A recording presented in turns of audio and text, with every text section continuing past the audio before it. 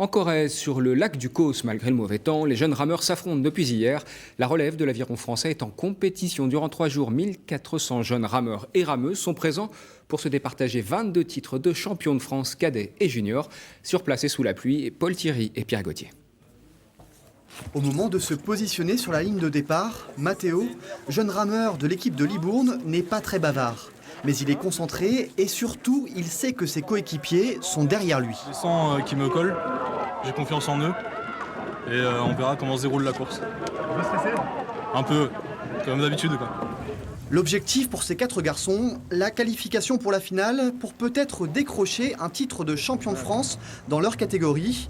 Et ce n'est pas la pluie diluvienne qui pourrait refroidir leurs ardeurs. Après avoir mené la course en tête sur les 1500 premiers mètres, ils terminent deuxième. Une bonne course, une course correcte, des points positifs qu'on avait à travailler, on les a bossés. On finit deuxième, on est un peu déçus de quand même ne pas finir premier, mais c'est demi-finale. Demain il y a les finales.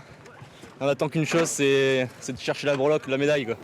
Ce championnat de France de bateau long devait se tenir à l'origine en juillet dernier, mais les organisateurs ont dû reporter la compétition pour cause de coronavirus.